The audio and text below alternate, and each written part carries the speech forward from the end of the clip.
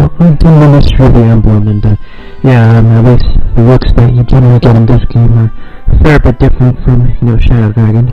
Well, mainly in the fact that, of course, the nations that lost the war in that alliance, obviously in the War of Shadows, they're pretty desperate in this war, the War of Heroes, of course, but presented with some of the unforeseen consequences of, Mars' actions in the previous war, of course. In Chapter 1 we see the villager who says that all the young girls in Grust have been abducted by the Imperial forces, and the Wang and Viking, the beautiful ones and the scrumptious ones, as he may or may not describe them in some form to himself. But regardless though, that doesn't really need explaining, but of course, overlying networks or some person or some relative gravitational force that abducts young girls and stuff, and some other people in some different capacities, but ultimately it's kind of an unforeseen tradition of humanoid things. But either way though, sometimes they do have some differing reasons as to why they would abduct people of that particular gender or general age range, general stature range as well. But either way though, obviously here though, it's just obviously it's connected to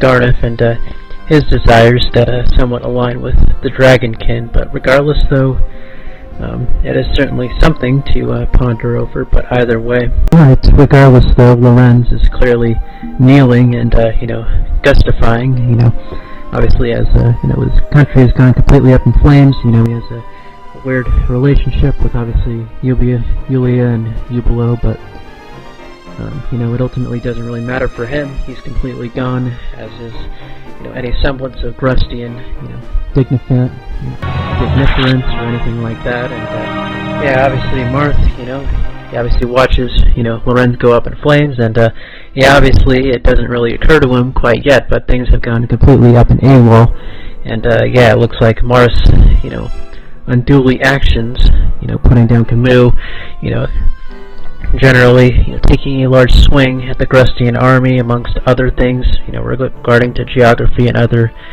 similar types of things and whatnot. It caused Grust to feel a little bit of a sharp blow, but you just got to move on, I guess, so to speak. But again, in general, the game's filled with a lot of interesting undertones in relative drastic comparison to Shadow Dragon. But the thing where Caesar and Rad join the assassins, assassinating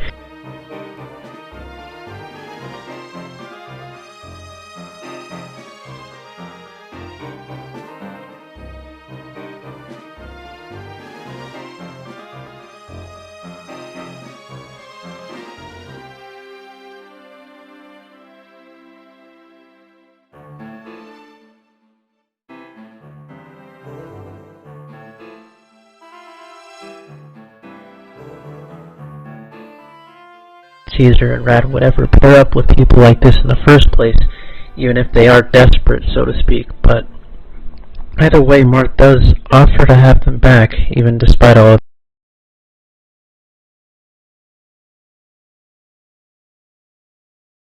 the assassins. They affect things in a few different ways in New Mystery, of course. Obviously, they're the implied killers of, Rhys, because we didn't see Rhys in the original Mystery of the Emblem. So something like that, the Bow Priest meets his end through those targeting means. And obviously, the assassins target all war. Also, the scene where Elrond, tries to kill his, his closest companion in the academy, his, biggest chum, standing alongside each other like a, silly old warts. Elrond just straight up tries to kill Merrick, up there and then, and, that is certainly something that is, odd to Fester, especially in a place that's supposed to be a great sanctuary in a lot of sorts. Of course, he has his own real little, issues, Elrond, and his own little resolves, but where is this intent coming from? Another way, Harding, a very, seemingly noble man, is completely astride and, left to, scrap his, little bus stocks at his own little weird ineptitude in being able to woo Nina, as he would say. But either way, though, yeah, obviously it does cause him a little bit of a lot of pure internal discord, and yeah, it's certainly an interesting strife that would have to go on for Hardin to be so thoroughly, obliterated by the Dark Sphere, certainly. But either way, though, yeah, he's obviously fairly, easily taken down, and he's greatly shamed in his defeat. But either way, yeah, obviously, with Garnoff and stuff, he's obviously more of the main culprit here. Obviously, he works to resurrect, well, Medius, as he himself was also resurrected, but well, in some capacity, maybe he's just, his spirit has some lingering way of wanting to get rid of the humans, or maybe something else entirely. But either way, though, it appears Garnoff has some sort of, distinct agenda. But regardless, though, yeah, the Medius we see here, and the Mysteries of the Emblem, it's a little bit more different, a little bit more somber compared to, the Manichae form of, Medius and Shadow Dragon. He's a little bit more, a little bit more gauche, I guess you could say. But ultimately, he reminds everyone that, humankind, as long as their, overall corruptance and whatnot, continues to fester, that, the darkness will always find some way to seal them back, or something like that. But either way. But in this game, we're introduced to this. This.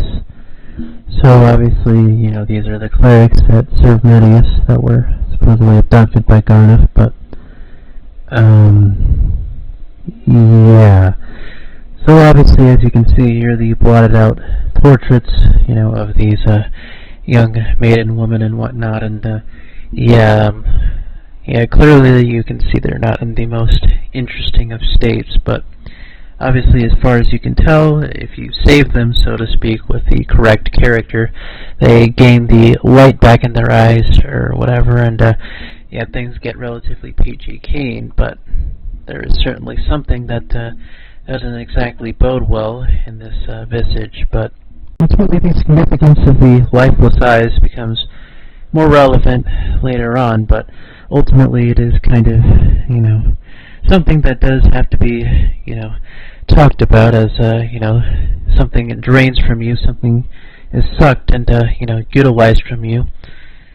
But either way, though, yeah, that kind of seeps the sows for, the rest of history of Arcanea, at least. But either way, though, of course, Medius does what he does. He goes away, and everyone is supposedly happy, and yeah, even despite all this massive, heartache and, all this other really random and weird and, just kind of stillness type of stuff, ultimately Marth is crowned as the ultimate hero, and, yeah, the Hero King is extremely revered throughout the history books and Fire Emblem, and, yeah, yada yada and whatnot, and, yeah, Chris, though, interestingly, they decide to, completely have themselves be forgotten about in the history annals and whatnot, and they put Marth on a little bit of a pedestal, and you can clearly tell that that has some effect, in terms of the way people perceive Marth and, his overall interesting reputation. But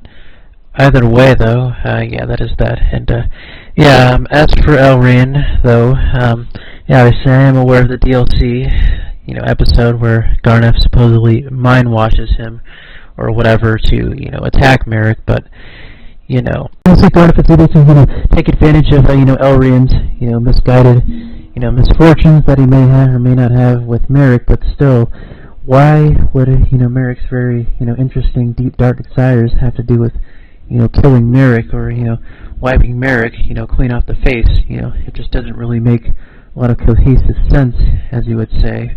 Why would he want, of all things, to truly ruin Merrick's life, or, to truly splatter all their teachings and all their, legacies, up and forth them, just like that?